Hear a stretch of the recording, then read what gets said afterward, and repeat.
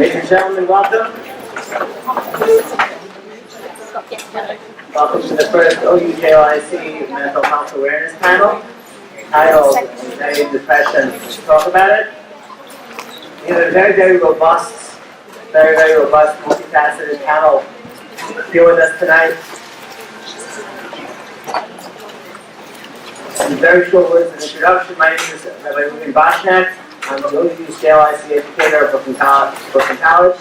My wife, to my left, is Shira Boshnak, the OU-JLIC educator of Brooklyn College. We've been here for the last 10 years, providing friendship, mentorship, education, Rebbe Mora for students at Brooklyn College. Over the past 10 years, we've had a snapshot really of what's going on. And we saw a tremendous need really to help create difference, to create wholeness, physical and spiritual health. And as a result, that's one of the reasons this panel came together.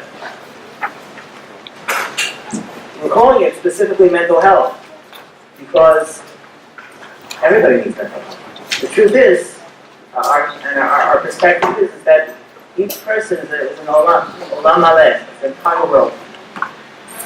And the more they understand the interconnected shlavim, the interconnected levels of their lives, the meso, the macro, the micro levels, all the different levels, their interactions with themselves, with their families, with their society, the more healthy we can be in our interactions and understanding ourselves, the more shalom will become. It's in the book also. I can't help but quote a teaching from a cook, where he says that you have to know yourself, know your world, know everything that surrounds you. Because when you do, you'll realize that you have the wings of an eagle. And if you neglect those wings, you'll lose them. But if you search for them, you'll surely find them. So, these are the first steps in awareness of mental health, in awareness of ourselves. And it's a really big source for my wife and I to be able to convene this panel, to bring all of us together on a fantastic journey, which comprises of huge amount of disciplines. From psychiatry, psychology, social work, rabbinics, askanas, all these different facets, all these different components that make up our world. And we're taking these steps together. And we're really excited to share this panel with you. So, I guess without any further ado, I'll also introduce my co-moderator, Lauren Bahar.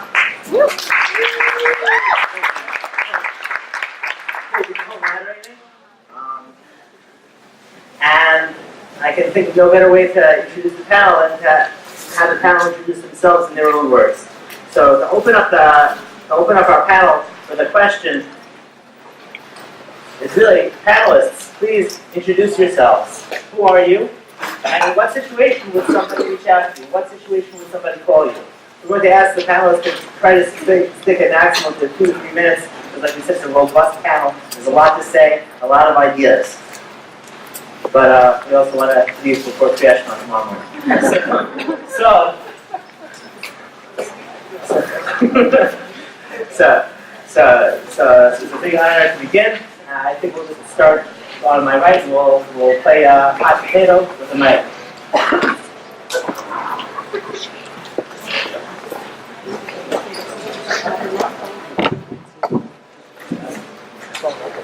Good evening, Rabbi Yisrael Grossberg. I'm pretty sure I'm the only non-mental health professional on this panel, but yet as a Rav, we play. As a Rav, though, in many ways we play a very big role in mental health, and really, we say that it's divided into 2 different areas that a Rav is often called upon. Firstly, it's a new world for many people. People need chizuk, people need direction, and oftentimes the first person that they're going to turn to is their Rav. Someone who give spiritual guidance. There are people who are still not used to the entire concept of therapy. It's sometimes strange and foreign to them, and when they have the comfort that they're being sent in that direction by a Rav, someone they trust, so in many ways that can be very helpful. In addition, as the rabbinic advisor to an organization that hopefully we'll find out a little later on this evening, Haskenu, which is an organization for women who are struggling with mental illness, who get together as a group. There's a whole host of programs that they have, but many times I'll be called upon for halachic shilas that really only someone with a knowledge of mental health can answer. For example, before Pesach I'll get many calls.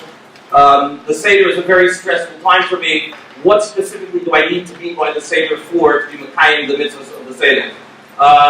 Keep it over aim shilas that come up, kashrus shilas that come up. Music during Sfiras, music is the thing that calms someone down. Even the shilas came up of having someone having their music playing in entire yontif, if that's what gets. There are many halachic shilas that come in where I'm sure that many of the mental health professionals can answer these questions as well, but there's a certain feeling of comfort when it comes to a Rav, and there are times, many times, I'll be called upon where a therapist will say, I have a client, a consumer who I'm working with, and they need to hear from a Rav that what I'm asking them to do is okay. So that's something I can do. And finally, there are some areas, for example, in OCD or other places where, let's say, the issue is, for example, Natilas Yadayim. Unfortunately, those that are constantly concerned that they've done Natilas Yadayim properly.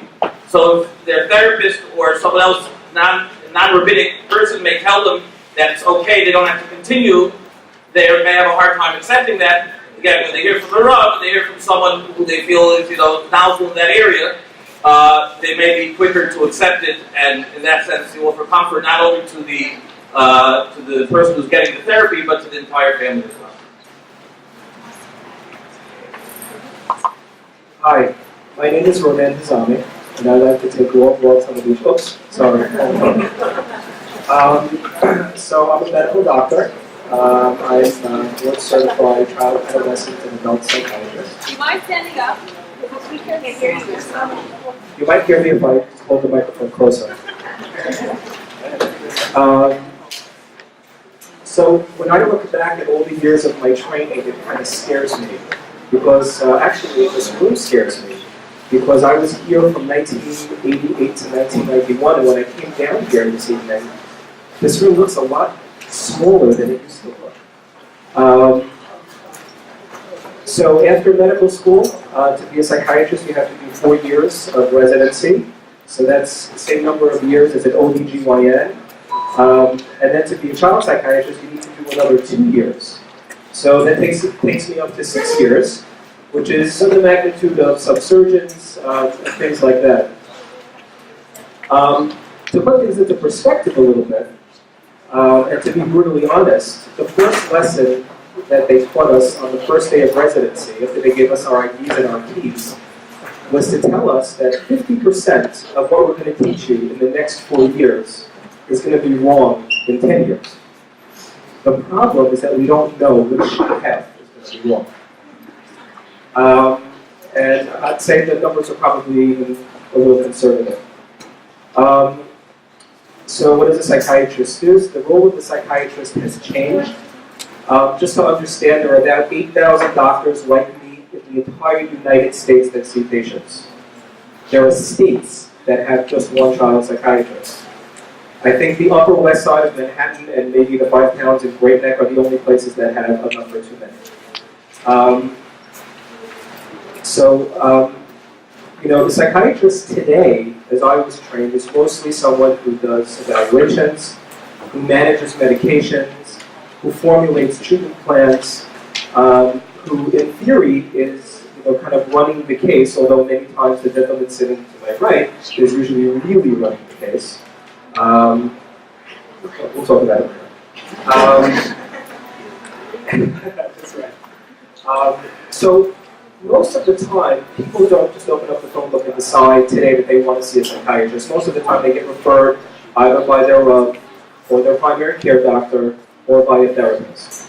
The times when people would come directly today, or by the school actually as well. when people would come directly to me and say, someone's really not functioning, or if there's a real concern that someone's a risk to themselves, then the right thing to do is to skip straight to seeing a psychiatrist. Yeah. If you spoke about me, I can speak about you. That's what I'm gonna say. I'm Alexander Rand. I'm a clinical social worker and an addictions counselor. My background and training was initially in drug and alcohol rehab and addiction rehab for a couple of years, and then with the Jewish Board. I was representation of the Jewish Board here for about 7.5 years, and most recently in private practice. And I also teach in local schools. People call when there's a mental health issue, and the first phone call sometimes is very vague. People aren't clear about what it is that they're looking for, what they need. Do they need a therapist? Do they need a psychiatrist? Do they need a rabbi? So that's part of the process, and walking people through the first phone call. And when appropriate, taking the case and working collaboratively with the other professionals that are involved, which is a very important piece. Mental health is not just one person is going to, as Dr. Zami said, one person is going to do everything. Without collaboration, talking about the schools, the parents, the families, whatever's necessary, whatever's indicated, you have a much greater chance of helping the client when you're working together rather than working in isolation in a vacuum. I'm proud to be a part of the panel tonight. Thank you. Hi, good evening. My name is Steve Luck. Before I tell you about me, I just want to take a second and really thank Rabbi and Rebbe Bashmi for putting this together. More importantly, thank everyone that came out here tonight to be here. One of the main areas that we try to target, that we try to deal with, is in breaking the stigma associated with people seeking help. One of the main areas that we try to target, that we try to, and I'd love to hear myself speak. Is it on? Are we good?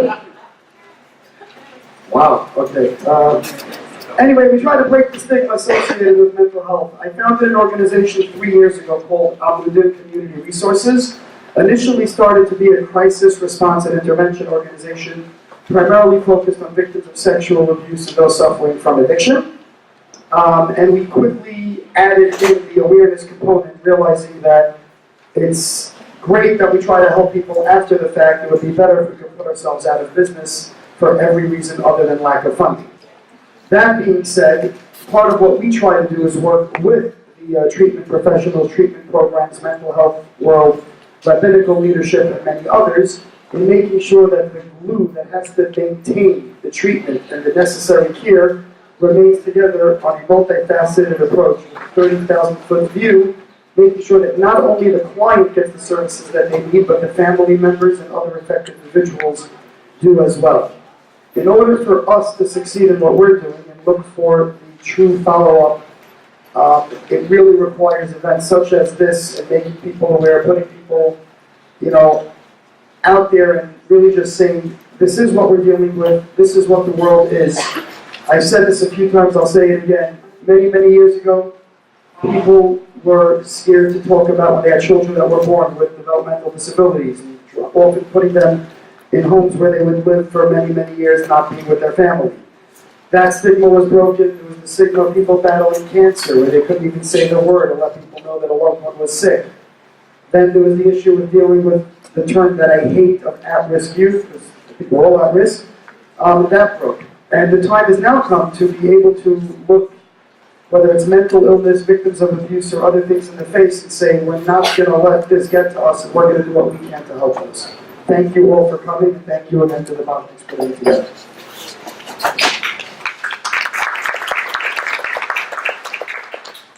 Hi, my name is Dr. Pearlstein. I'm a clinical psychologist. I completed my training at Hofstra University, and I did some training with Salvador Manuchin in structural family therapy with Aaron Beck, who developed CBT that we're going to talk a little bit more about later, and also attended training through BTEC in dialectical behavior therapy. Most people call me either kind of there's a divide, either they're in crisis, and something happened recently that they need to seek a mental health professional. They're not really sure. They're not feeling ambivalent about it. And the call itself doesn't necessarily mean that they're going to seek treatment, but definitely is the first step. And also, there are some people who don't understand or can differentiate between anxiety and worry. We all worry, but when does it impact your daily functioning or your quality of life? Or sadness versus depression, and that's what we're going to talk a little more about. My name is Judith Leventhal. I'm a licensed social worker. And initially, I trained as a Gestalt therapist. And I thought for sure I'd have my life tracked out for me. I'm going to be a therapist, and that's it. But God had a different plan. And through a series of incredible coincidences, I became the co-author of the Small Miracle series. And over the course of the past 18 years, my co-author and I, Jutta Halberstam, have written 8 books about coincidences that, like you have many of them, thank you. Alongside the writing of the book, I continue to train as a therapist, and most recently I trained as a somatic experiencing. And somatic experiencing, in a nutshell, is basically feelings and anxiety, depression, anxiety, these feelings are often stored in our body, and unconsciously. And somatic experiencing helps a client touch those feelings that are stored, and that in bringing awareness to it, that's part of the recovery process. So right now I'm in private practice, and I work particularly with people who, struggle with anxiety, depression, and these kind of illnesses. And so I'm glad to be here, glad to be part of this panel. Thank you. Okay, before we move on to the second question, we also want to mention that the booklet of the night is Leila Nishmas Lifke Esther Basta Yosef Hashem Shnach Maria. All right, thank you all for your introductions. So, as individuals, we have friends, and sometimes friends come to us with questions. And how do you know when something is too big for like me, for instance, to help a friend out? So this question is directed to Perfect question for me. Is there such a thing? No, I'm joking. So, one of the things that we notice a lot is friends really care about each other and want to get each other the best help possible. Now, I know that I was given a special type of smicha tonight as a mental health professional, but I will readdress that and say I am not. So I'm clearly speaking as a layperson, not as a mental health professional. But friends need to also realize that when something is a little bit more than they can chew, they need to be able to feel comfortable and take it up a level, whether it's to a mental health professional, whether it's to a guidance counselor in a school, whether it's someone in administration.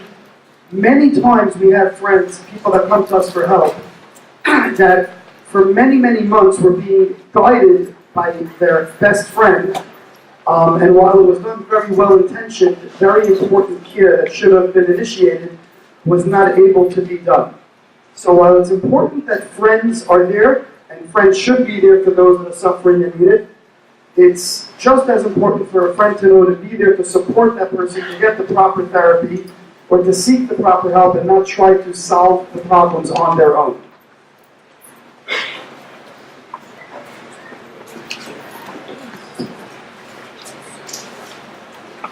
Okay, dovetailing into the next question.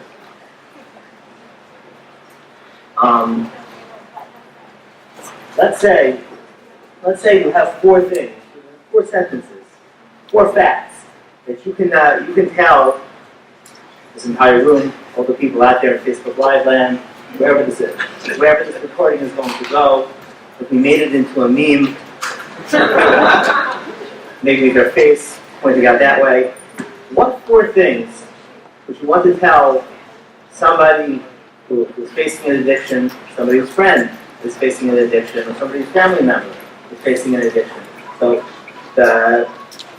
Alex Rand, speak up. Those 4 things. What would those 4 things be? Please let us know. It's hard to encompass, what I want people to know in 4 things, but we're going to try. The first thing that I found is that, especially I work with young adults, teenagers, and adults. I don't work with children, but with young adults, nobody decides one night when they go to sleep, I'm going to wake up tomorrow and be an addict. It's not planned. Every single person that uses says, I'm going to do this recreationally, once, twice. And the problem is you don't know at what point you're going to cross that line, what your body chemistry is, what your predisposition is to it, that can lead to addiction. So it's not something that people are ready for, plan out, or decide they want to become. It happens over time, and it happens slowly and gradually. The second thing that I would mention is that the disease model, right? And I think in the 1930s, I believe, the AMA recognized alcoholism as a disease, and addiction as a disease. It's a DSM diagnosis. Yet there still seems to be a number of people, and maybe our own feelings towards it. We get angry at people for using drugs. We don't get angry at people for other diseases, right? You don't get angry at somebody for having cancer, but people do get angry at someone for using. They feel that they're choosing it. And to some degree, yes, there's choice and responsibility involved, but to some degree, there's also this aspect of disease, which is out of their control and they need help. The third thing I would mention is that there's no one word of addiction. People use on different levels and abuse on different levels. Not everybody needs the same level of treatment. Treatment can go from once a week in outpatient therapy all the way to inpatient in a hospital or a rehab, and everything in between. So you can't just make an assumption that somebody's using, they need this or they need that. There needs to be an assessment done, and based on where they're at and the problems that they're facing, the right level of treatment needs to be recommended. And lastly, I just want to mention that, because this is a hot topic now, with marijuana becoming practically legal across the United States, every kid I encounter is like, it's legal, it's okay, it's a plant. Okay, first of all, it's a plant, so is cocaine. It comes from a plant as well. It's like 3,000 plants in Africa that will kill you if you eat them. So this idea that it's natural, it's okay, and we see kids' lives that get destroyed through marijuana use. Even if they're legalizing it specifically for adults, first of all, and for specific issues. Yes, there is some legalization at this point for recreation as well, but for brains that are not fully developed, adolescents, young adults, the risks are far greater in terms of being a gateway drug or in terms of people that only use marijuana yet wreck their entire lives. Oh, so you took all my answers, but if I were to just mimic some of what you said and then take it another step, I'm going to just reiterate, addiction is a disease. People do not choose to be addicts. Addicts are good people that need help. They're not bad people, they're not evil people. We need to give addicts the love and compassion that they need as we would anybody with any other ailment. And also to understand at the same time that and I'm again copying it for a reason, but nobody chooses to be an addict. But that being said, we also have to remember, and we get into this trouble a lot, you're not alone. If somebody is suffering from addiction, there are many people out there. Seek help.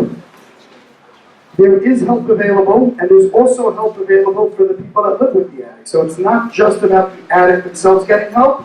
It's important to know that the other affected people need help as well. I have people calling me up saying, my husband's drinking too much and just get him the help he needs. And when I ask the wife, well, are you also willing to go to meetings and to be involved and to participate? Oh no, he's the problem, not me. Now, while that may or may not be true, but to solve that problem, we need everybody involved. And we also have to remember addiction isn't only just drugs or alcohol. We are seeing a tremendous increase within our community in gambling, porn addiction, sex addiction, and so many other things that we need to keep that all in mind. These are people that are sick, and just like when someone who has any other disease, we need to do the same for anyone who's suffering from an addiction. I wanted to add something very, very important. I have, fortunately or unfortunately, had the privilege of working with several very upstanding members of our community.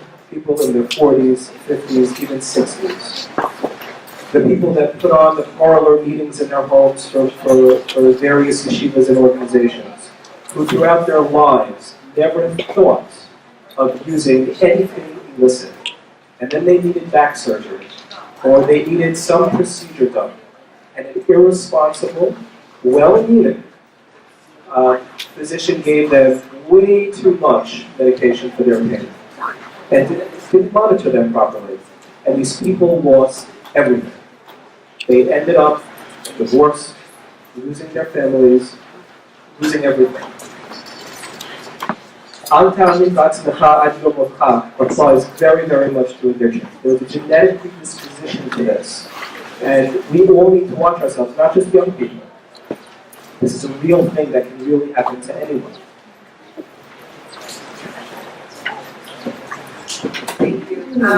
Someone who recently committed suicide told me, confided in me that this person, I'm sorry? Louder? Okay, close my mouth. Okay, can you hear me now? Yeah. Okay, so a family member of someone who recently committed suicide told me that this person's therapist said, as long as this woman is talking about it, they should not think to commit suicide. It is absolutely contraindicated in the literature. If you look at the risk factors, and risk factors aren't causal, it doesn't mean that you're going to commit suicide, but it does increase the likelihood that you will, is that current suicidal ideation is a risk factor. A plan, if you are talking about a plan, if you're writing a suicide note, that's a risk factor.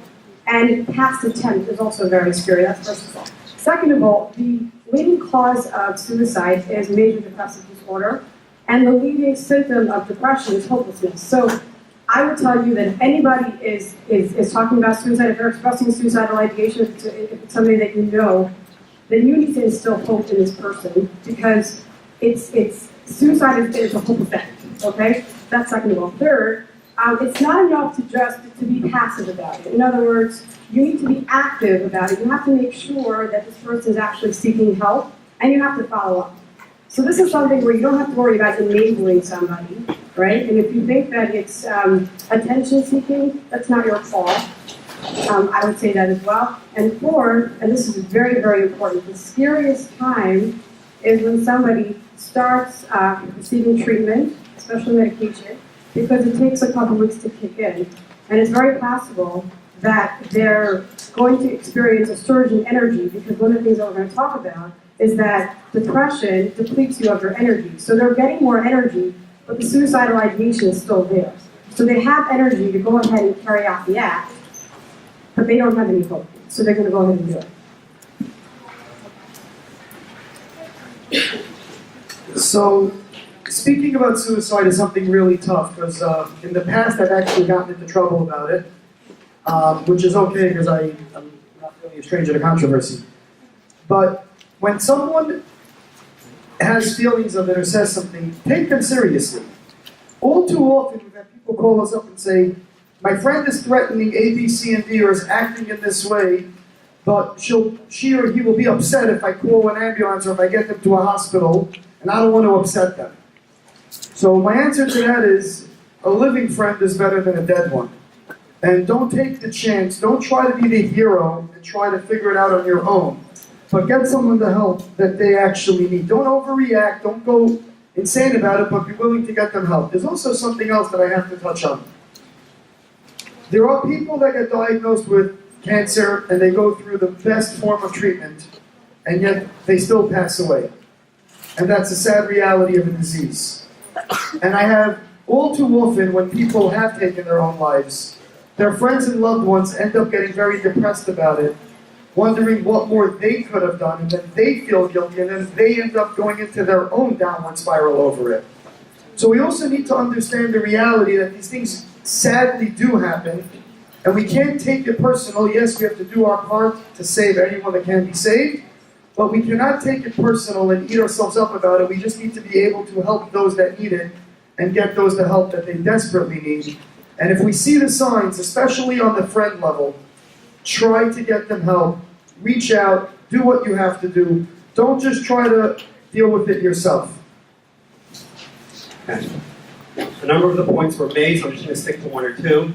There's a myth that by talking about suicide, you increase the risk. And in fact, the research shows the opposite, that by discussing it, you actually decrease the risk. There are schools that are hesitant about addressing things like self-harm because we're going to give kids ideas. But we find that it's not true. It's a touchy subject, but sometimes even therapists, let alone family members, are afraid to almost ask the client directly. You need to ask somebody directly. Are you thinking of hurting yourself? Are you thinking of killing yourself? The questions need to be very clear, not vague, not stepping back, but direct. Another point I want to make is that, sometimes when it comes to mental illness, it's easy for us to look at somebody else and really not connect and understand what they're going through, and just see it as odd or strange or not normal. People that are suicidal that have suicidal thoughts are in immense pain. More pain than most people here have experienced.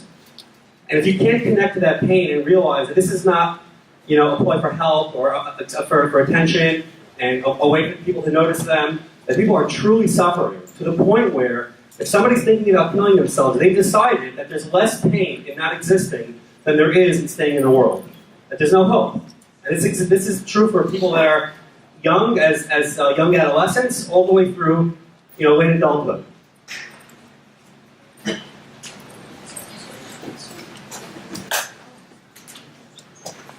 So when it comes to suicide, we don't always have the answers. I remember the first patient that I lost many years ago in my private practice. And after 120, to this day, there are lots of things in my life that didn't go the way that I wanted. But I don't think that I'm going to go up asking God why. I think I'm going to ask about this patient. We don't always have the answers. It doesn't always make sense. Sometimes people are horribly depressed, and you can kind of see the progression when you look back. But sometimes people are really not in their right minds. They're completely confused. They're intoxicated. They have a medical condition, and they're not able to think clearly. And they end up doing something that ends up hurting them, and there's no way for us to know whether they intentionally meant to take their lives or not. Okay? So be careful not to overthink this. The other key point is when you hear us talking about asking the question clearly, that's for us to do. Okay? A family member doesn't necessarily have the tools to know what to do with that question. If you have a concern, it's like, Chafetz Hashuk, which has now come to the United States. If you see something, say something. The same thing applies here. If you're really concerned, say something to someone that can do something about it. Talk to the family rabbi, talk to your pediatrician, talk to your primary care doctor. If there's a mental health professional involved, get to them immediately. If you have a legitimate concern and there isn't a mental health professional involved, get to one quickly. And if you can't get to one quickly, that's why the emergency room is there. I just feel the need to add this. Approximately, I've been working in this field for approximately the last 7 or 8 years. 10 years ago, if I'd be sitting where you're sitting, I probably would think I've come to the wrong place right now. Because I came to hear about depression and anxiety, my kids take the finals and they're having a very tough time, and there's anxiety, etc. Unfortunately, in the last 7 years, I'm very Talmidim and Talmidos. It's very real. And just because you may not know about it, it could be your neighbor, it could be your child, it could be anyone who's close to you. The things that we're discussing here, although they may seem extreme, and although you personally may think that it's not touching you at all, in our community, this is very real. Every single person on this panel, I am sure, is getting calls literally day and night, as recently as last night, 2:30 in the morning, day and night, of people who outwardly seem fine, who really seem okay, etc., and they're finally opening up, and so on. So again, this is not to gloom and doom and all these other issues, but we're talking about people who, as they say, from the best in the sense, from the best families, everything seems to have everything going for them. This is not an isolated issue, and I bring it up again because I would have thought it was before, because it's not spoken about. Unfortunately, the buzzword is aneurysm, because you don't want to go around saying that what really happened. So when there's a clause that you don't want to say exactly what happened, that's the word that's used. But it's very real, and it's really something that if every single person here walks out with that awareness, and walks out with that idea of seeing and feeling and being there for other people, that alone we've accomplished a major amount of time.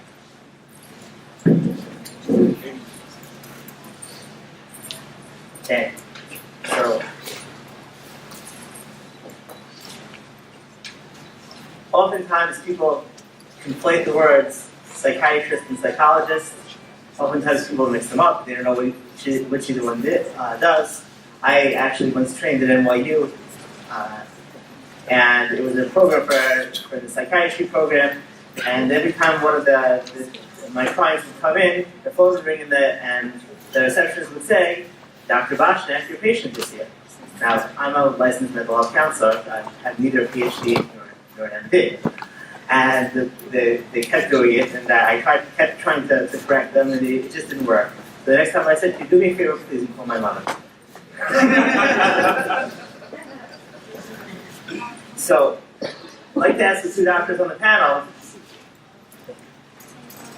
within your specialties, we have both talk therapy, we have medicine. Which circumstances will we only use medicine? Which circumstances will we only use talk therapy? Which situations will we use a combined approach? I guess we'll start with Dr. Yazami, then move on to Dr. Krause. Okay, go for it. So I'm going to tell you a little secret.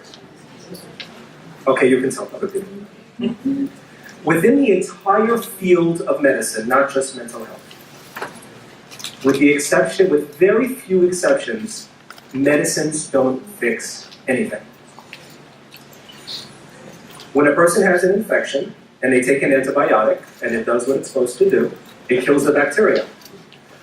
But if someone has a heart condition and they take heart medicine, hopefully it'll help them. And if they do nothing else, when they stop taking the medication, what happens? The heart problem comes right back.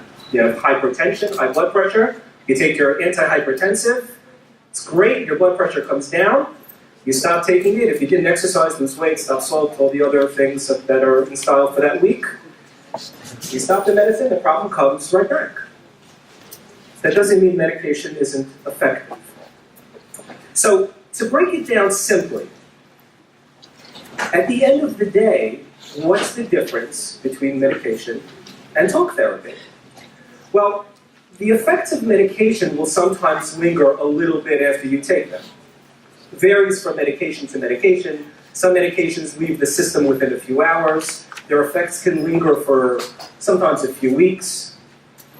But when a person goes for talk therapy, when they go for the right type of therapy for their condition, and they stick with it, and they have hatzlacha, hopefully some real changes have been made.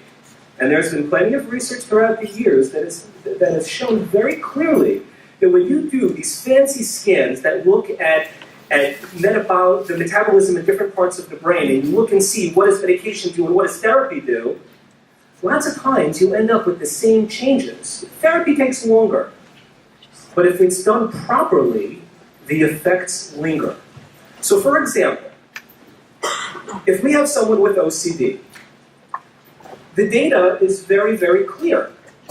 There's a type of therapy called cognitive behavior therapy. This type of therapy doesn't fix the problem. It doesn't, the psychologist or the social worker or the licensed mental health counselor doesn't kind of, crack the brain open and dig deep down and disconnect some of the wires and reconnect them and take their head back up. But what they're doing is they're giving the person the tools to handle their problem more effectively. Now, medication will get them to feeling just as good many times, a little bit faster, and when you combine the two, you get an even better, robust response. But at the end of the day, if someone comes into my office with OCD, in most cases, unless they're really, really not functioning, they're going to get a referral to a therapist to get what's called cognitive behavior therapy. Now, I really, really like ketchup, but not on my ice cream. Okay? So when we talk about when medication is effective, when we talk about when therapy is effective, we need to talk about what's the diagnosis, what type of medication, what type of therapy are we talking about. And we also need to be really, really honest with ourselves about the role of research and the role of statistics. How many people here have kids? And I know, very good. How many people in this room have an equal number of boys and girls? Okay, how many have an unequal number? So I have 4 boys and 1 girl. Does that mean that the statistics are wrong, 50-50? No, because statistics are meaningless when applied to an individual. If there's a type of cancer that has a 95% survival rate, that doesn't help the person that was just buried that was in the other 10%. So just because there's research that shows that something is very effective, it doesn't predict that it's going to be effective for that individual. And then it becomes our job to assess the person, to see how they're doing, to see what's the right intervention for them, whether to continue it or not. So this isn't really the right forum, because I could be up here for 3 hours and put all of you to sleep talking about the different medications, the different conditions, but just understand that there are some conditions that the research is very, very clear, that if you're not giving medication, you're essentially wasting your time. You can do all the therapy you want in the world, you're wasting your time. And there are those conditions that even medication doesn't help. Okay? And there are those conditions that are better served with psychotherapy, that psychotherapy is more effective or equally effective and certainly has less side effects. Okay? So, this is part of why we have so much training and why experience is so necessary. There are lots of people out in the community that say, hey, I'm a smart guy, I can read the same books that you read. And I can tell someone what to do. I get this in my office all the time. People come in, they're bringing the patients in and asking from the community, very, very well-meaning. And I look at them and I say, I'm a pro guy, I know how to learn. How would you feel if I passed on halacha? Shimush is huge, and that's one of the hugest, most important parts of going to a training program, is that supervision that teaches us how to make these determinations, how to decide when chocolate syrup's the right thing, when ketchup's the right thing, and how to figure it out.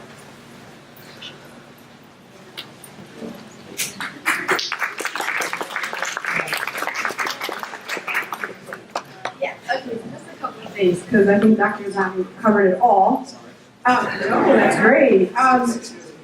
Right, 6 years of medical school plus the 4 years in the residency.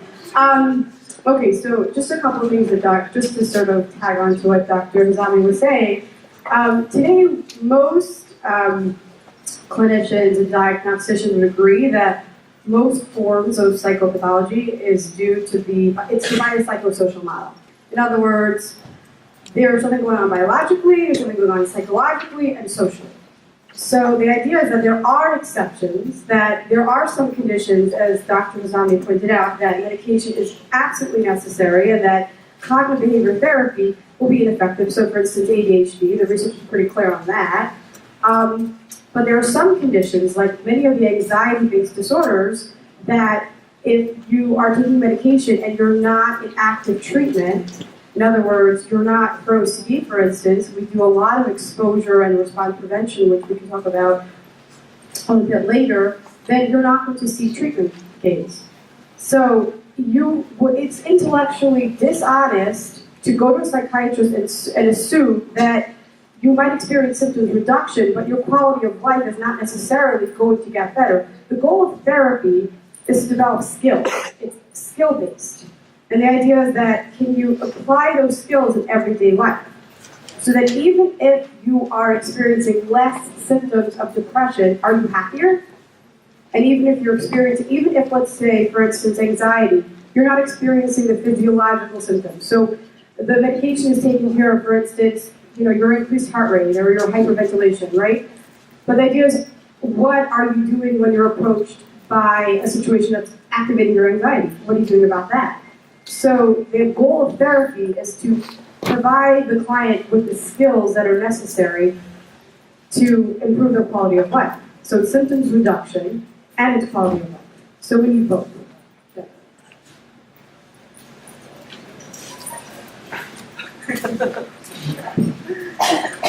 Okay, so a lot of times we misuse words, So, people say they're depressed, they're sad, they're worried, they're anxious. So what I'd like to ask the panel is, how do you know what's the difference between sadness or depression or anxiety and just general fear? So this question is directed to all the way down to June 7th.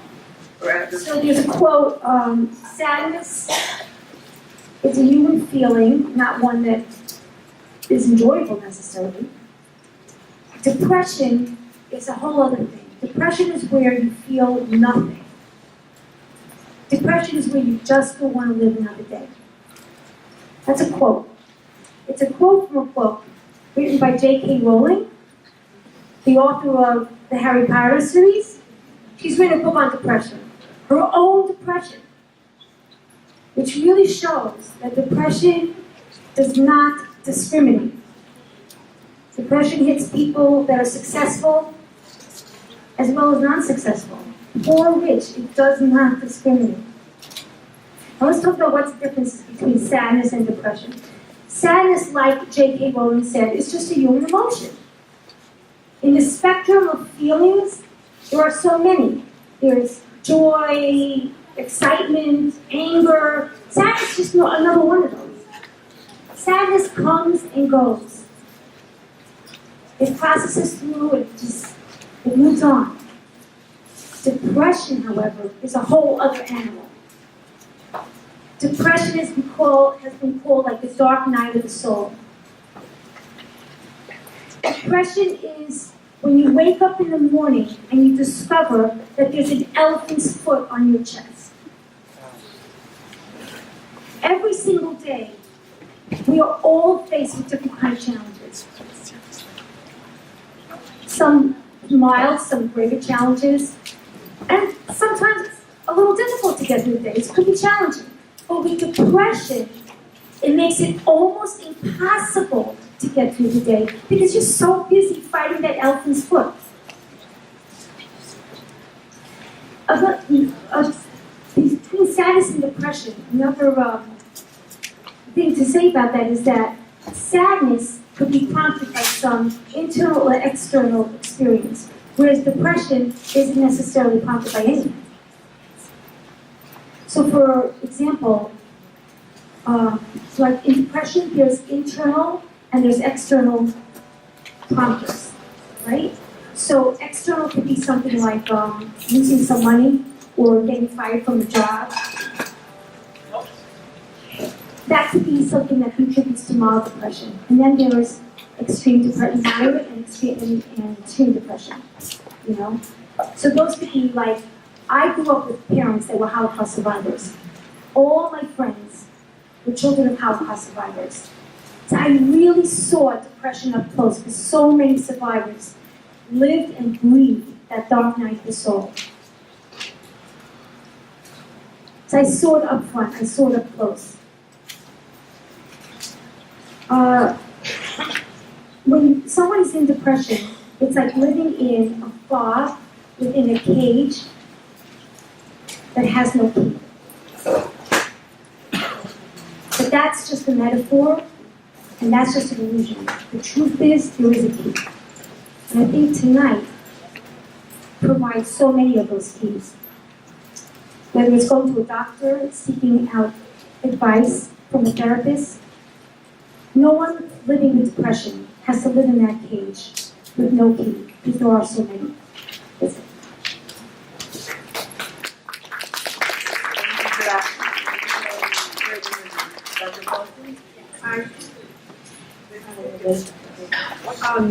One of the things that you have to look at if you want to differentiate between sadness and depression or worry and anxiety is that you have to look at the frequency of how often you're experiencing worry, the intensity. In other words, is it worry or is it panic or anxiety? And then the other thing we look at is duration. Because depression, a major depressive episode is 2 weeks. So if you're waking up 2 weeks, the way that Judith explained, where you just don't want to get out of bed and you socially withdraw and you're just feeling very, very sad. And you have no interest in doing anything that typically would cause you pleasure. But if it's going on for 2 weeks, then you are experiencing a major depressive episode. And you need to take action. You need to seek out a mental health professional. With anxiety, it works the same way. If it's affecting your ability to function, and you're experiencing symptoms, either it's physically, so you're experiencing, the heart palpitation, the butterflies in the stomach, all that. We call it sympathetic response, arousal, or the constant rumination. We call it ruminating, where you think about something over and over and over again, and it's you can't distract from it. And the behavior component of anxiety is avoidance, because we avoid things that we're anxious about. Then you're dealing with anxiety. It's not real life worries. So again, you look at frequency, how often you're experiencing it, how intensely are these symptoms, and the duration. Can you bring yourself back to that comfortable baseline of emotion? I just wanted to add a couple of points. To reiterate, many times what helps us decide whether something is on the more serious side or not is an impairment in functioning. One of the most common lines I hear from patients is, "But doc, of course I'm going to be depressed. Don't you know that this just happened in my life?" And I say to them, "And if you fall and break your arm, how would you feel if I told you, of course you're in horrible pain and you can't sleep. Your arm's broken." Just because someone is having a bad reaction or is having an appropriate reaction to something doesn't mean that they shouldn't get help. If they lost someone, if they lost their job, if they're having marital issues and they're having symptoms, just because there's a good reason for those symptoms doesn't mean that we don't call it something and doesn't mean that we don't take care of it.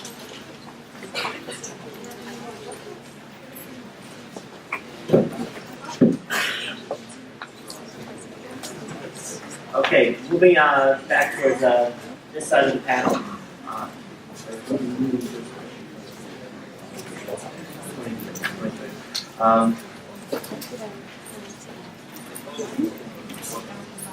Okay, so moving down towards this end of the table, there's an interesting question that my wife oftentimes will bring home a statement from somebody or one of our students who's in social work school will call me with a question and say, "Well, patient's rabbi said that if you really had emunah, you wouldn't be depressed, you wouldn't be anxious. So the problem is that really you just don't have emunah." So the question I'd like to address, starting with Rabbi Boasberg, and as Dr. Izami, and Dr. all have an answer for it. Okay. Well, we also got to add it now. So we'll start on the left and move down, and if anyone wants to step in also, please feel free. I was thinking, one of the things that I thought about after I introduced myself is that as in my position, I think it's also important, besides saying what I do, it's important sometimes for our body to also know what we don't do. And the reason that is because with the best of intentions, I don't say that with any sarcasm whatsoever, many rabbanim might tell someone, work on your emunah, when in reality they desperately need therapy and help. Simply because it doesn't come from a bad place. It just comes from that, for many years that's what we were told, and that's, if anything, this question is a dangerous question. I'm playing the guy who asked it, but because what it does, it adds guilt on top of everything else. So not only am I depressed, not only do I feel like things are going wrong in my life, but on top of everything else, I don't have good emunah. So I'm not a good Jew. So let's just, go through the, all the problems. It's important for people to realize that, and this is something that's come up, from the esteemed panel many times over. No one ever looked at someone with any other ailment, cancer, any other issue, and said, well, obviously they lack emunah, otherwise they wouldn't have it. Because clearly, this is something that no one chooses. No one says, I don't believe in Hashem, so I'm going to get depressed. Or if it would be as simple as sitting down and learning a Mussar Sefer, so the farm stores would be doing great, and everyone here would go out of business. Unfortunately, it's not that simple. And that's really where Rabbanim, mental health professionals who have a knowledge and understanding of where someone is coming from, really come in and do it. Because that's, again, with choosing a therapist, it's not something that's come up. It's so important that you're choosing someone for yourself and for your child that understands the world that you're coming from. Because this is a whole separate issue, again, the emunah. So to answer the question, obviously, it doesn't represent in any way whatsoever a lack of emunah. Sometimes it's a chemical reaction that clearly has nothing to do with emunah. Sometimes it's just that as a human being with emotions, there are things that get us down that sometimes start to spiral and get out of hand, etc. But the Emunah and Bitachon can sometimes help play a role as part of everything, when it's done in a healthy way. But clearly, to just put it as a lack of Emunah or pushing that Emunah will change the thing is not only not correct, but also very dangerous.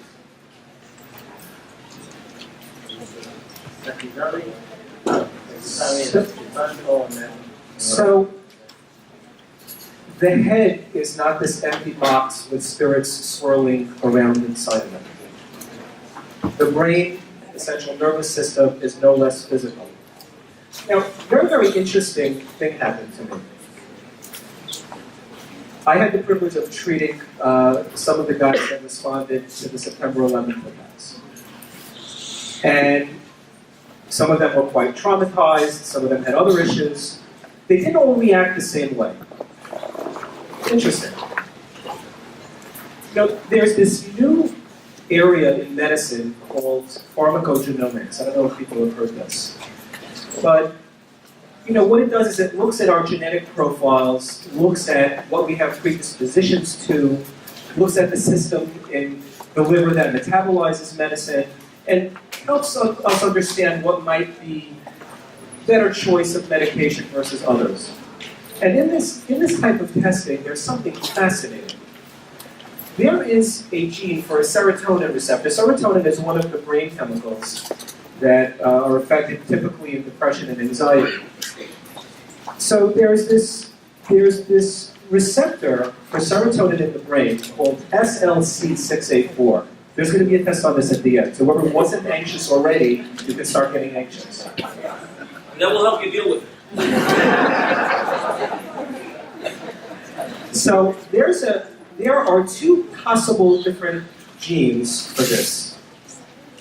People that have two of the bad copies of the gene, there are lots of things that we can say about them. Number one, they're less likely to have positive responses and to tolerate SSRIs, which are medicines like Prozac and Zoloft. But people that have two bad copies of the gene are more likely to have long-lasting effects from childhood trauma. They're also more likely to develop post-traumatic stress disorder if they have a traumatic event as an adult. What that could possibly have to do with Emunah is beyond me. Okay? We are all born, God created us all differently. We have different predispositions. We all have things that we have to work on. We all, each single one of us, have the capability to reach our own level of Moshe Rabbeinu. The point of Emunah has nothing to do when it comes to mental illness. When it comes to working on character defects, that maybe I'm a little bit too jealous or a little bit too stingy or I get angry too easily, that has nothing to do with mental illness. And we have to be very, very careful in making that distinction. As Jews, especially the mothers, we have more than enough guilt. We don't need more. I think I'm especially qualified being the most religious person on this panel to answer this question. It's really disturbing hearing everyone else talk. And I can tell you that for regular people like you guys, you don't have to worry about Emunah and Bitachon. For me, I can work through with my Emunah. I want to mention one case. I treated somebody who came in fresh for OCD. We're talking about OCD. He was an extremely religious, conscientious young man. And of course, where did his OCD hit? He would have inappropriate thoughts during davening. Really inappropriate thoughts during davening. And it drove him crazy. The guilt, the shame, like right when he was trying to daven, these images would pop into his head. Now we know that the premier treatment for OCD is CBT, exposure response prevention, which is they have to purposefully expose the person that which they're avoiding. So imagine I'm telling them, I was a guy for a good few months, telling them you need to actually purposely bring up these thoughts into your head, not try to avoid them during davening, and sit with them. So of course, I couldn't do this alone. And I called the Rav, I called actually Yisrael Reisman, with my client on the phone, because my client, of course, I was the Yetzer Hara. I said, Rabbi Reisman, I need you to tell my client what the halacha is. So you need to work together with a Rav sometimes, not just discount and say, listen, forget halacha, forget hashkafa, I'm a mental health practitioner, I know what you need to do. People obviously are from Jews, they respect halacha, they respect hashkafa. Many times it's important to work together with the Rav, usually the client's Rav, the Rav that the client feels comfortable with. And hopefully that combination we can help people.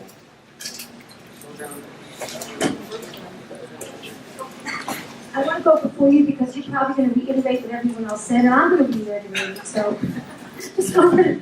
Let's reiteration here. We all know someone who had, unfortunately, a diagnosis with some kind of illness, right? And what happens when you have that, when you get such a diagnosis? You say to the person, come on, you can take care of it, you can do this. Of course not. You spring into action. Call up, get the best referrals for the best doctor, you make appointments, you do what has to be done because the person has an illness. What happens when a person is diagnosed with depression?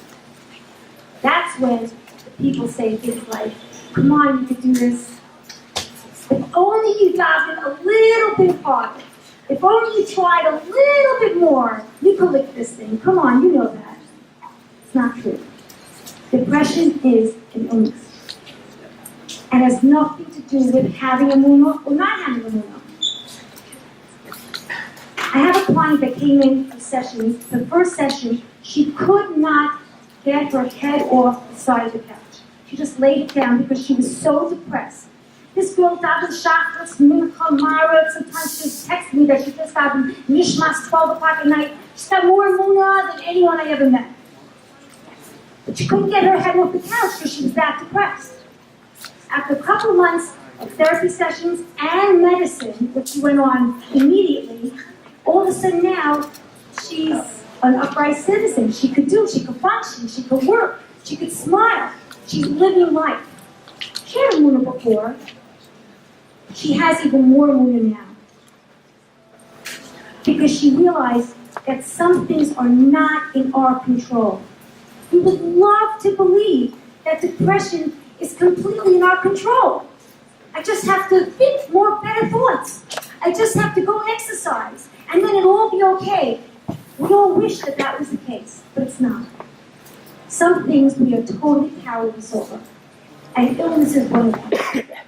And depression is nothing less than an illness. So if there's one thing I think that we could take, if there's one message, one of the questions is, there's one message you want to take out of the night. And the one message is to take the stigma away from the illness, which would allow people who are struggling with this mental illness to step forward and take the actions that it requires to get free from this disease. Thanks. I just want to make 2 points. First of all, I don't want to offend anybody here, but I think that some people, they confuse emunah for denial. So if you tell yourself, oh, I'm just going to have enough, emunah bitachon and things will get better, and you're just waiting for that to happen, then you're not taking responsibility and you have to be active about that. Or on behalf of other people. The second point is that one of the things that I help clients that are struggling with anxiety is frame their avoidance as adaptive. Now what I mean by that is that very often you feel guilty because you're avoiding something. So for instance, I once had a client who was in a car accident and she avoided getting into that car because she was afraid of getting into another accident, and she had intrusive thoughts about it, but she had these flashbacks of remembering what it was like, and she was berating herself because she said, if I had more emunah, I wouldn't avoid the car. I would just trust that Hashem will take care of me. And I pointed out that avoidance is adaptive. If she avoids that car, then she increases the likelihood of being safe. So that's why we avoid. Now, obviously, it's not helping her because she's not able to get into that car anymore. But what she considered lack of emunah was the opposite. So for my clients, what I work on is trying to reframe their conceptions or misconceptions. So, I'm going to be the last one on this question, but I'm not sure how your client can have emunah if she was texting you. Now, obviously, that's a joke. But the concept is that the world today that we're living in and the angle that I hate to say this, but I will, that our leadership is taking is they're misconstruing what's important in life and where they're putting religion and emphasis on things in a way that's giving an already anxious or depressed or anyone suffering from mental illness more issues instead of helping them get better. So I'm going to say this very simply. Doctors treat medical issues, rabbis can paskin shilas and help in things that are good for rabbis, and everyone has to know their place. This doesn't mean that there aren't rabbanim that are trained in other areas. It doesn't mean that there aren't people that can answer or know how to guide people in certain ways. But people have to know where they stand. We had someone come to us who was suffering from severe depression based on a very serious sex addiction. And they came to us for help to get them into a specific yeshiva that teaches Musar, because that's what their Rav told them will cure them. And when we reached out to that Rav and tried to use it as a teachable moment to get that Rav to understand what they were talking to, we were told we're apikarsim because we don't understand it. So really, I guess, okay, I'll take that as a compliment for the night. But what we really need to do is be able to address this in a way where we can educate, whether it's the Rabbanim or the leadership in the communities, to make them more aware of what mental illness really is, the treatments available, and how to separate their perception of the frumkeit as opposed to the reality of what's needed to help people really get over those hurdles. This is on Facebook too, so talking about being from, anyway. Thank you all. So, as we mentioned tonight, there's a lot of reasons why a person would seek help, whether it's for an actual mental illness or, in my opinion, I believe, just if someone's really struggling, they may seek help and get therapy. So, I would like to ask, what should one expect when they go to therapy? Because, this is just something people talk about, and it may be very scary to go see a therapist. So, what would one expect, and then how would they even know if it's working? So people can go to a therapist for months, and they may not realize really what effect it's supposed to be taking. So this question is directed to Alexander Rand and Dr. Pearlstein. The rest of your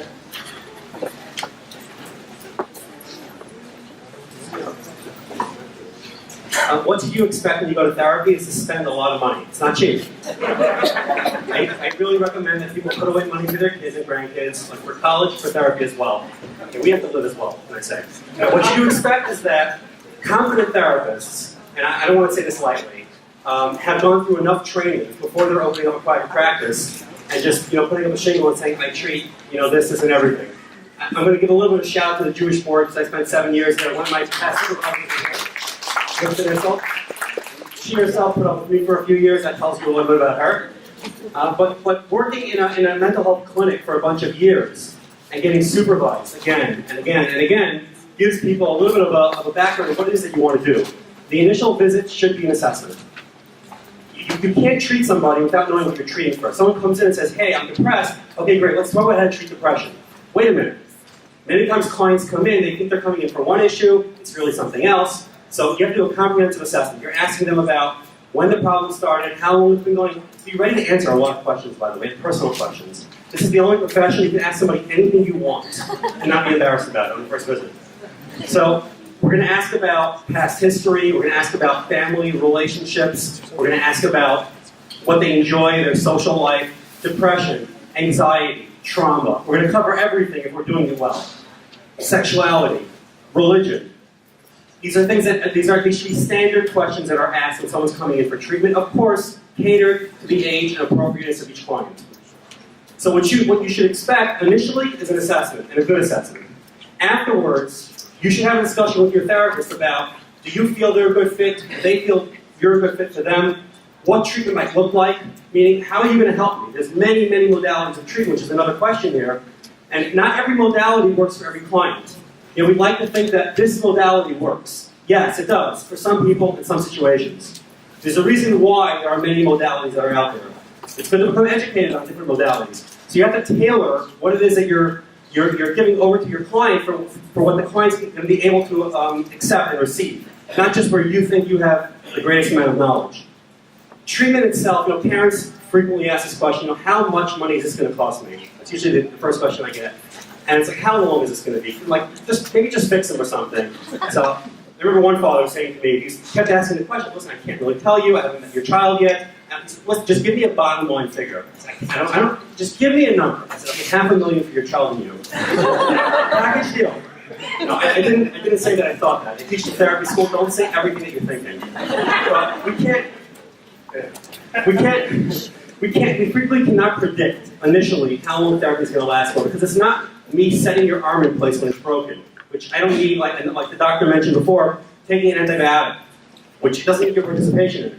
It'll happen, it'll work anyway. If the client's willing to work, therapy's going to go quicker. If it's a good match, therapy's going to go quicker. If there's less stresses in the client's life, therapy's going to go quicker. If the therapist is better trained, therapy's going to go quicker. But there's a lot of factors. So it's hard for a clinician to answer, give you a time frame, although there are issues that are short-term issues, and there are issues that are long-term issues. I'll give an example of both, and then I'll pass the mic. A short-term issue, for example, is a specific phobia. Somebody that comes in, and I had a client recently, came in a fear of driving on bridges and tunnels, and he needed to do that in order for his job. That treatment is very specific. If the client's motivated and willing to do the exposure response prevention and continue with it, they'll get better quickly. This person, I think, was motivated to save money, so he followed all the homework, and it took about 6 weeks. But then there are clients that I've been working with for 2 or 3 years, and it is a long-term issue. And we don't know. It could be years, it could be 2 years, 3 years, 4 years. The client should feel that therapy is working. That's one thing. You should never be in therapy for months and feel like this isn't doing anything for me. This isn't helping. You should feel like you're getting help. In terms of reaching the goal, what you came in for, again, it's hard to determine. I'm just going to add to that. When someone comes into therapy, like Doc said, the initial session is about questioning. So also, in addition to the interview, the questions, it's also that the client is trying to see and assess whether this is a therapist that they can work with, and the therapist is doing the same to see if there's a good shut-off going on here. Because if it's not, then it won't work. But basically, the question was, I'm in therapy for about 6 months, and nothing is happening. What should I do?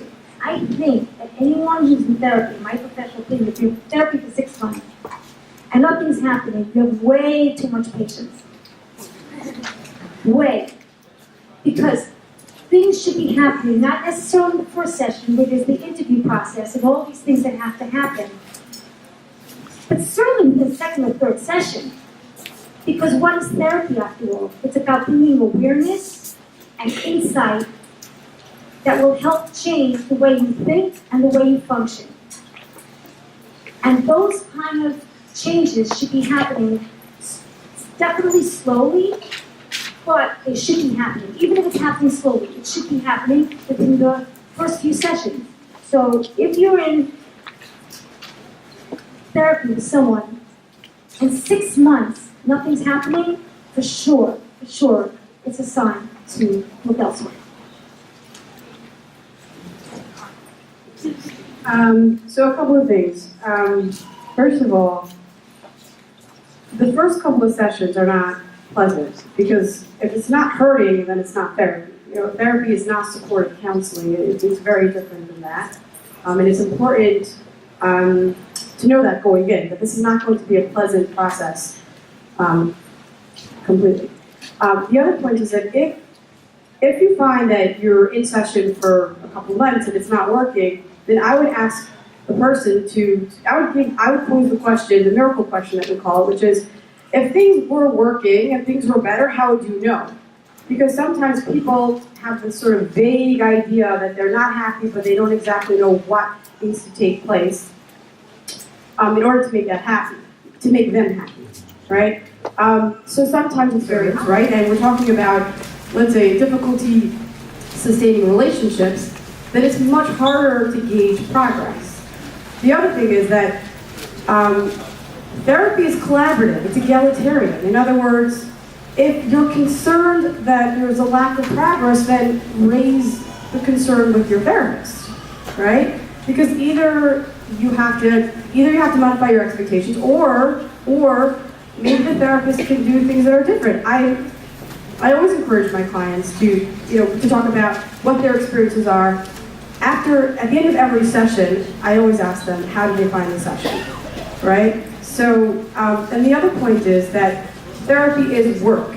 Walking into the gym is not going to cause you to lose weight, right? So walking into a therapy office, I ask people sometimes, what is it that sometimes you have to be very direct. And the idea is that if you're giving people the skills or the homework, because CBT clinicians always give homework, and they're not completing it, then the question is, then you're presented with a dilemma, which is you want to change, but walking into session is not going to be enough. So there's a lot of work. If you go to therapy, you do have to, expect to work, because we want to generalize it from the 45 minutes in session to the overall, to the rest of your week. But to speak to the last point, which is that if it's not working, then raise the concern with the therapist, and be confrontational about it, because it is a collaborative process. Very briefly, I had one thing I forgot. I want to just request from the text that the panelists to speak in English. Or translated in Yiddish, Hebrew, Latin, German, French terms, and Mexican plus. Swahili also, please. I can't, I'm sorry. I just want to put in one more plug for the Jewish board. Because private practitioners are so expensive and sometimes really cost prohibitive, and you don't want to put somebody in therapy, you don't want to pay for somebody's therapy with this, or your own therapy, with the pressure of how am I going to afford this in a week or in a month or in a year. There are good clinics that are out there that take insurance, the Jewish board being one of them. And Rivka Nissel's in the back over there, as one of the supervisors. I worked there for 7.5 years. I can attest to that there's oversight, and there are people that are they're checking your cases, there's supervision. So sometimes you can't get to a private practitioner, you can use a clinic and they can do a good job as well. I just wanted to add one small thing. The focus tonight is really about depression and anxiety. And most of the types of therapy that we've been speaking about are time-limited therapies. Cognitive behavior therapy follows a script, generally. There are other therapies that you're following a script. Just understand that the answers that you got here tonight about if it's working or not working in 6 months don't necessarily apply to all different types of therapies for all different types of diagnoses or problems. There are some therapies that take years to work. Okay, so, and I always encourage people, regardless of the type of therapy, regardless of what the underlying problem is, that they should make a cheshbon therapy, kind of a reassessment of where things are holding every 3 to 6 months.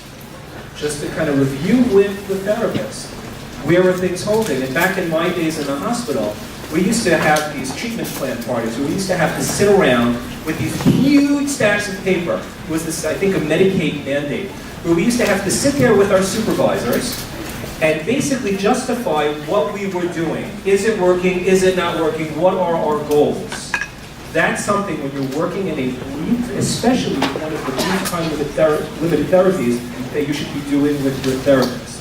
The last point I wanted to make is sometimes the greatest work that happens in therapy is when the client or the patient can tell the therapist directly, you know what, I think you're wasting my time. What are we doing here? Why am I not getting better? Sometimes that's really when you get to the bottom of what's going on.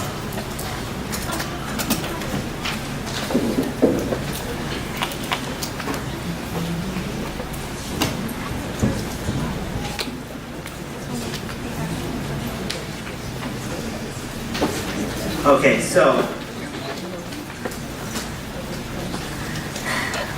we spoke about how mental health really is something which interacts with the person on a number of levels. So the next question is going to Rabbi Grossberg. In terms of Rabbi Grossberg, also in terms of his introduction as the principal of the Nokai Academy, which is a very, very special and different type of school.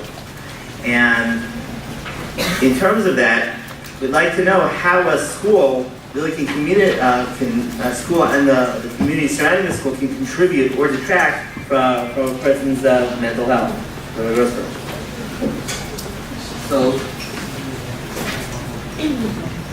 It's actually an excellent question because the reality is that we're all part of this.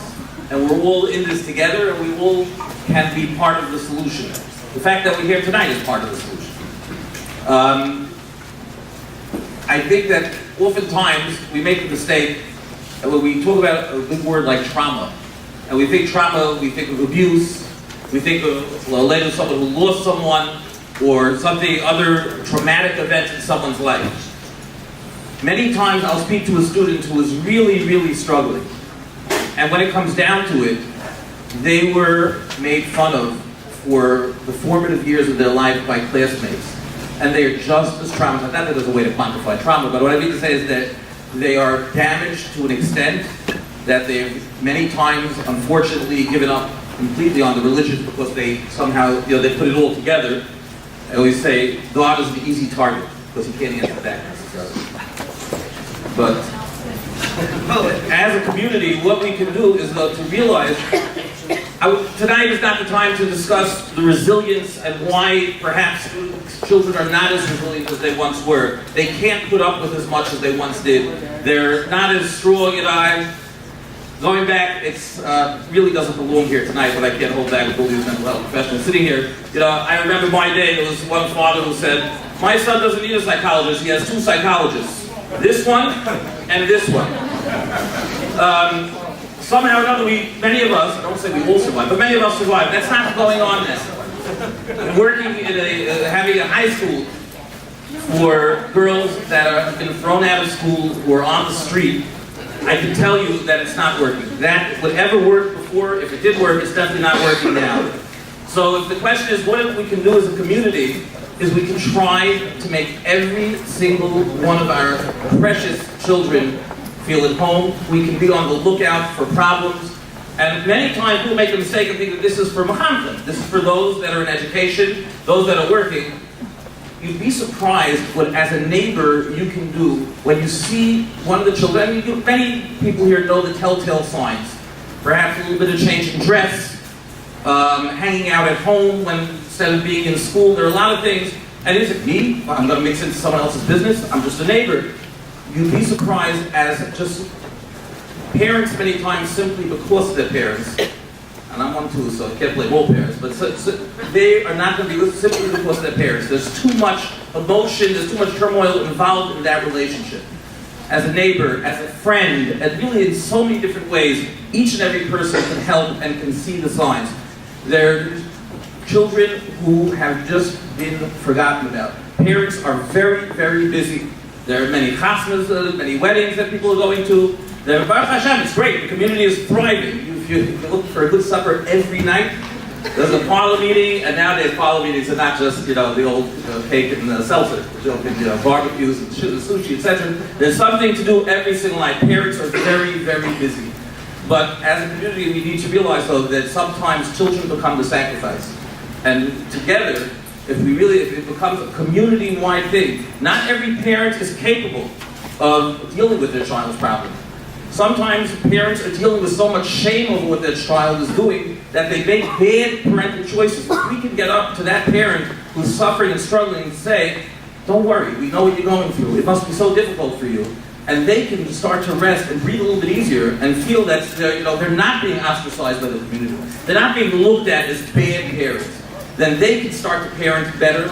They can be helped, but really, it's a mistake to think that this is something just for the educators or just for our bottom. Each and every person here can do it and create really a change within the community where we become more accepting, we become more welcoming to everyone, even, and to use the simple words, we need maybe to make the box a little bigger when we're trying to make people fit inside the box.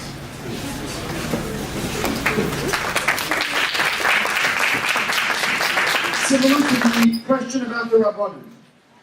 Schools are a place designed to educate our children and make them feel safe. When the school principals, administration, and teachers take on the role of psychologists and therapists, instead of recognizing a problem and sending it to somebody appropriately, you are doing a disservice. Unfortunately, in our current system, the schools, by the way, I speak as an expert. There's probably not many people in this room, if anyone, that has as much experience in attending as many schools as I do. So there's nobody here that knows more about education than me. The biggest consultants. The method of our school systems has a lot to be desired. I will give a tremendous credit to Tar Masora for really working hard on changing that, but we're nowhere near where it should be. The schools have a setting right now where you do something wrong, we throw you out. I guarantee you when you throw that kid out, boy or girl, young or old, you're guaranteeing the next issue coming up. Not very helpful. I'm going to use the example of the show. How many people here are familiar with the Netflix show 13 Reasons Why? Heard about it. How many people here have watched it? How many people here have children to school sent home letters banning it, making sure you don't let your children watch it? How many people have children in schools that sent home letters saying, since we know your kid's going to watch it anyway, here's some great talking points, how to speak to your child so you can explain to them what is and isn't going on. That's the problem that we have today with our school systems, and I'm going to say this publicly. We are living in an age where everything is being banned. Everything is prohibition instead of moderation. We're not explaining and we're not educating. If we know that our kids are going to see something and watch something, it is our job as parents and our job as parents to force it on the schools to be a part of that process. Allowing the schools to arbitrarily make these decisions and destroy our next generation's life has to come to an end. And I will say this, most of our children spend more waking hours in school settings than in home settings. We need the schools to step up to the plate. We need the schools to allow mental health professionals, such as sitting on this panel, into the school to have open conversations with the students, with the teachers. And we need the schools to understand that mental illness is real. And people that suffer from it need help. Not to be further punished, further tortured, or embarrassed by it, but to make sure that they can get the help that they need. Everything begins with prevention and education, and that starts with our school systems.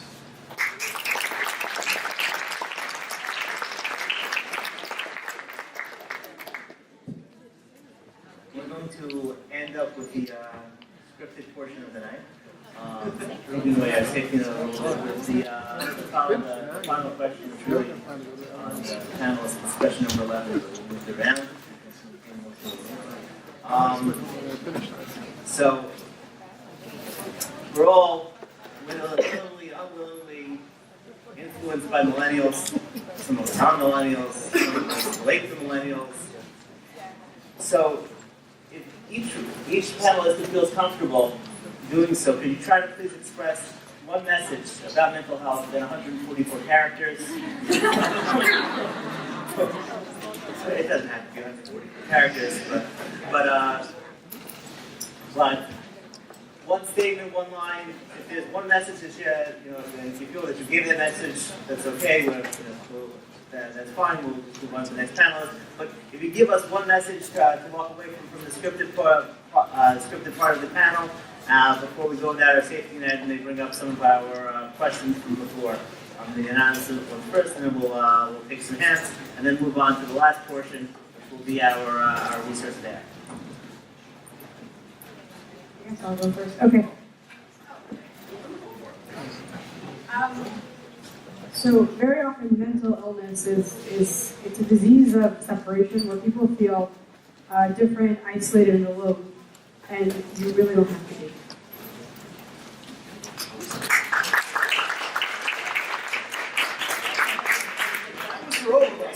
That covered it all. Mental illness is real. It's something that needs to be addressed. It's something that we cannot shy away from anymore. Confront it, deal with it, get proper help, and help support these wonderful therapists.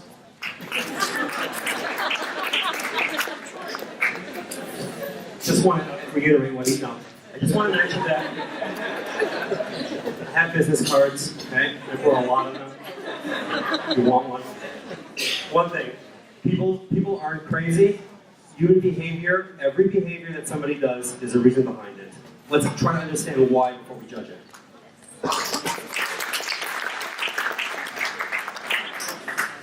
So as a child psychiatrist, I always get a very, very thorough family history. And I always ask the mother for her maiden name. Maiden name. Not for identity theft purposes. And I always ask afterwards what their family history is. I tell them, both parents, I want you to go up to your grandparents, look at everybody underneath, so multiple generations, hopefully large families, and I want you to tell me what addictions run in the family. I want to know what psychiatric problems run in the family. 99% of the time, nothing. You know why I ask for the mother's maiden name? Because I know more about their family histories than they do themselves. Every one of our families has mental illness. Just like every one of our families has cancer, has diabetes, has hypertension. We can't run away from this. And how do I know? Because it's the same grandparents paying the bill. That's how I know. And lots of times, it helps me to pick the right treatment. I could make huge mistakes because I didn't know that. It's time for us to be open with each other. It's time for us to stop thinking and worrying about the shidduchim of 6-year-olds with ADHD and what's going to be when they turn 18 or 19 or 20. It's time for us to stop running away from the problems. The ostrich approach to life doesn't work. Face the problems.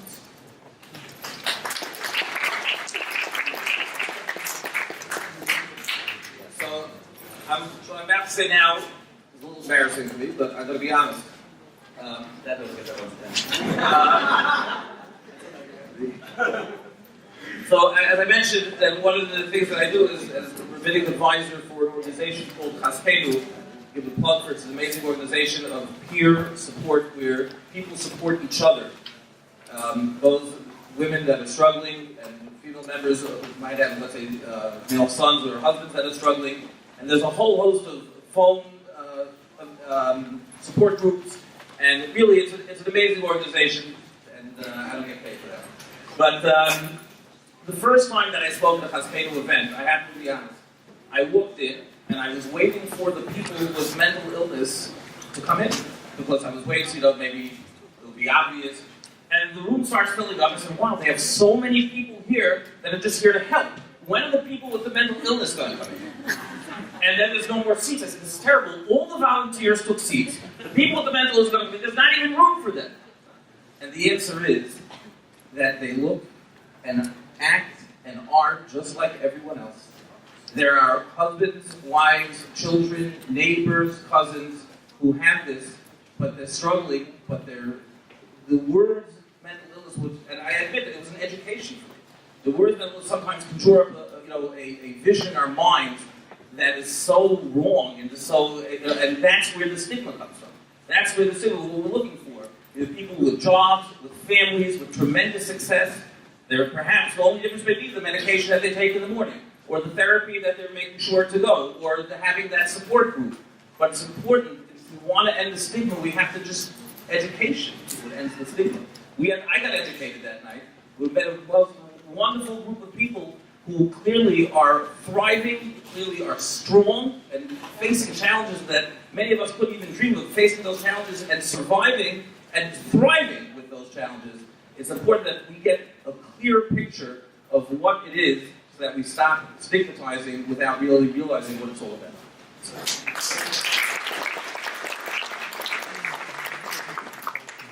I'm sure you've all heard the phrase, we don't have a choice about what happens to us. We do have a choice about how we react to what happens to us. So similarly, we don't have a choice about whether we get mental illness or someone we know that we love has it.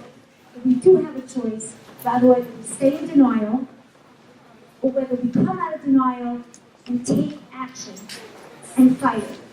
And I think that that's what tonight is all about. The opportunity to come out of denial and step forward and speak to us and see if there's any way that we could come out of it.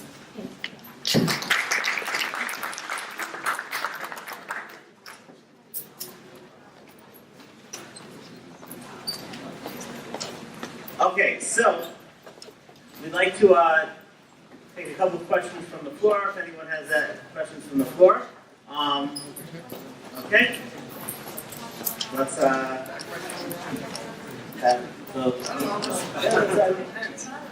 okay. Sure. Oh, yeah.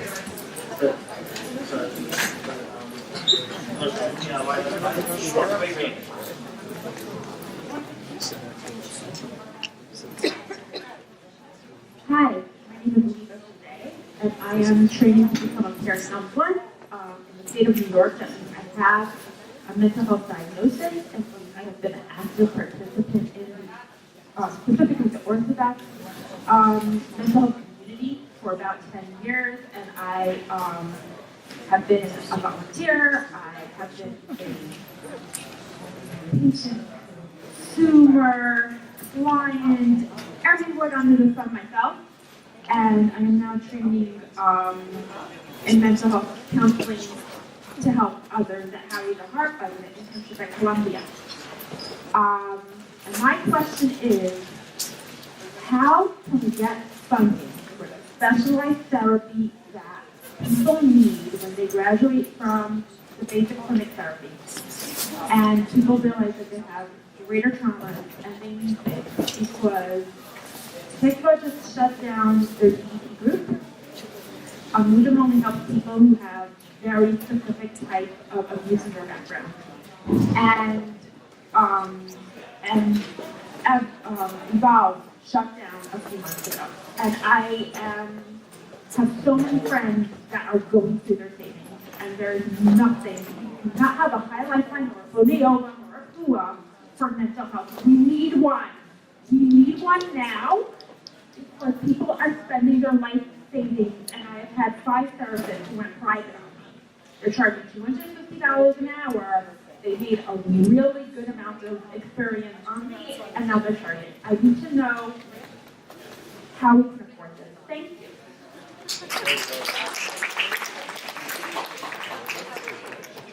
As the only one on this panel who runs an organization who relies on public support and donations, I can say thank you for that question. And when you get that answer, you can let us know. There's a major misconception in the world, and I'm going to say this just so we can all get that straight. Organizations don't run by the mere fact that somebody wakes up one day and poof, there's an office and staff and material. And people in organizations do the best that they can, but realistically speaking, if you're looking for specific funding and it's not out there, I welcome anyone to open up an organization and try to raise the money. To expect an organization that's working as hard as it is to continuously be a bank is not realistic, unfortunately. And I also recommend people to speak to their politicians, who are elected officials, who control hundreds of millions of dollars of state funding, federal funding, and city funding, and ask them to create additional programming. From a purely financial perspective, I will speak on behalf of any organization that works hard to help people. They do the best they can, and people need to learn to appreciate the work the organizations are doing and look at the positive and not be upset that there isn't enough funding, because that's not up to the organizations. That's up to the public who has to support it.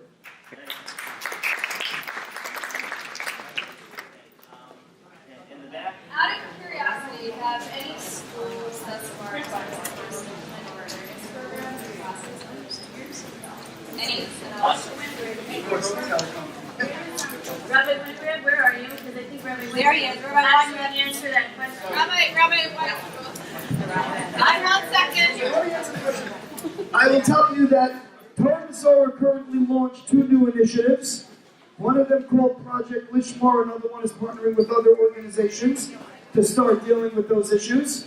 There are certainly schools out there that have signed up to various awareness and mental health programming that we know of.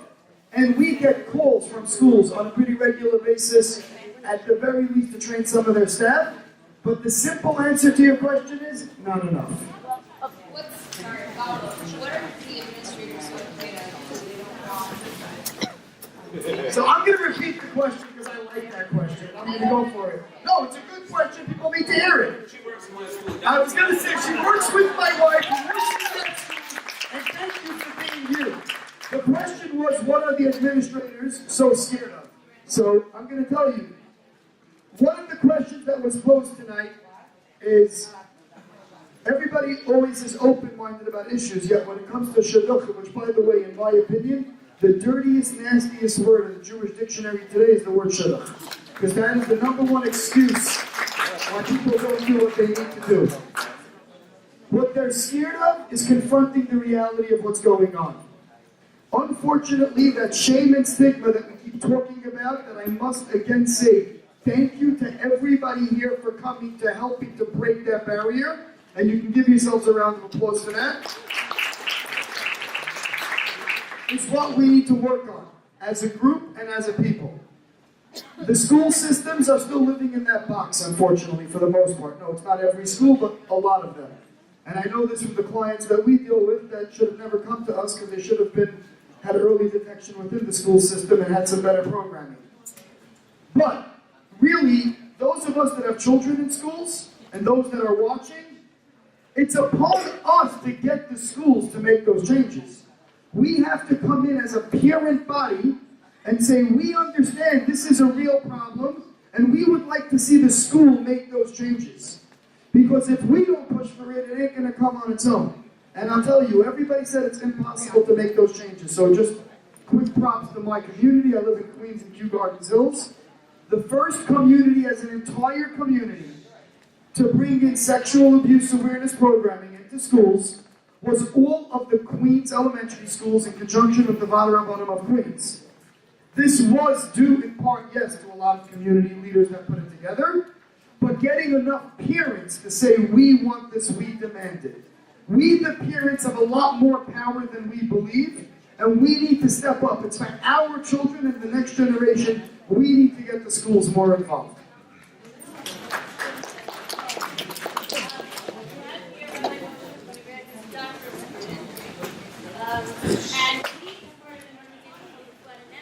were an organization that actually goes after different schools. I wanted to let this speak for a minute, if you don't mind.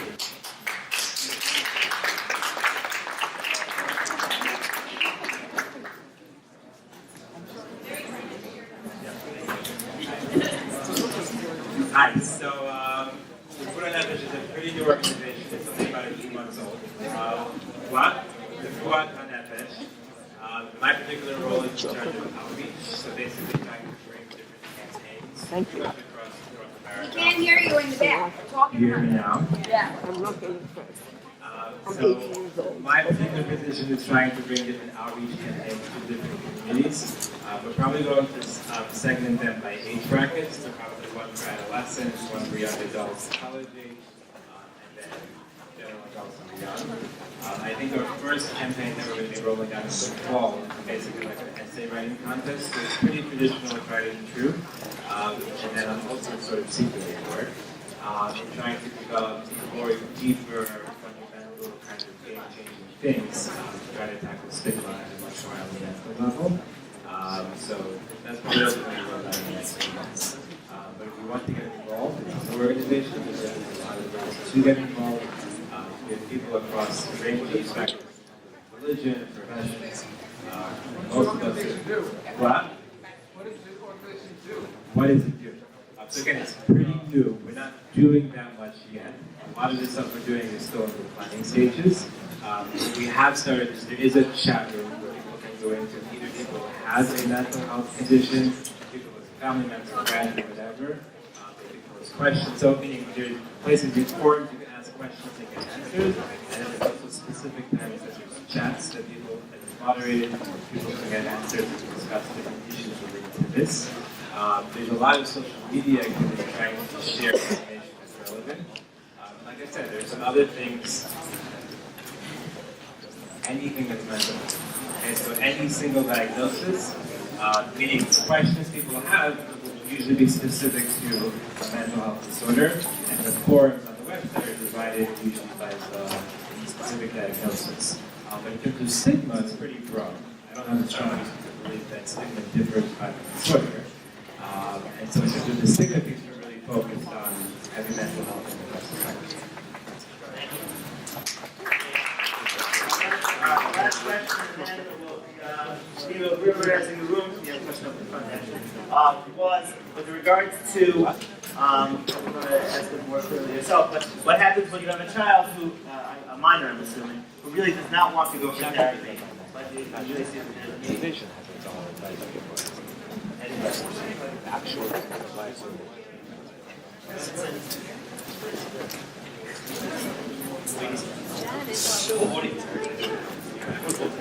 His mother's here.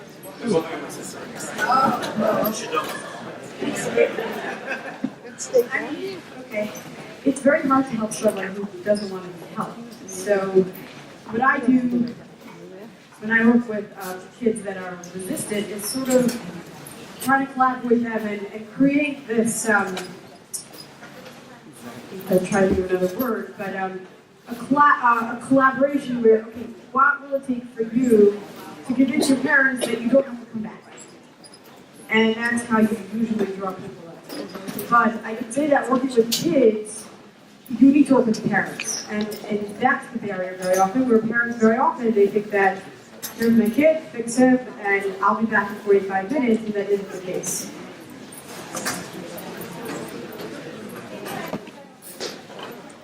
So, it depends. Okay, it depends what the underlying problem is. If we're dealing with a little kid that has behavioral difficulties, there are certain types of therapy that can be effective even if they're not willing participants. But once we're dealing with adolescents, though, it depends on the problem. You know, if we have a teenager that has a substance abuse problem, and we're going to drag them kicking and screaming, even if they don't want to go. What kind of problem are you?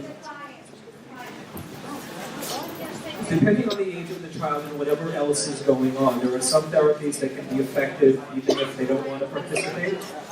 But sometimes, quite honestly, you have to be really smart about choosing the right time to make the intervention. Sometimes it's better to just work on building the relationship with the child and just having you consult with a therapist on how to do that and try to help them from the side a little bit in the meantime until they're ready to go and get help themselves.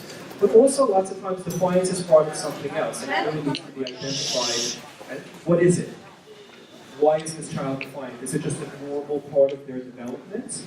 Is it part of ADHD? Is it something else that's going on? Because the way to deal with it will vary, and some things don't need to be treated. Sometimes people mature, and they get better with time.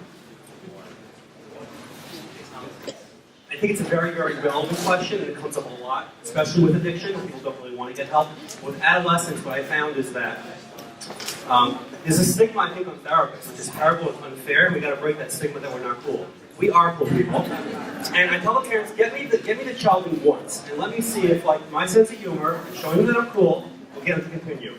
But all kidding aside, actually, you should know, I think my most proud moment was when there was a young man from a local school said to me, "You want to come hang out with my friend? We're going to the club tonight." I'm like, "You don't want me going to the club, trust me. I'm good in this office, I'm not good at the club." But I think the therapist's job sometimes is to connect with that child during that first session.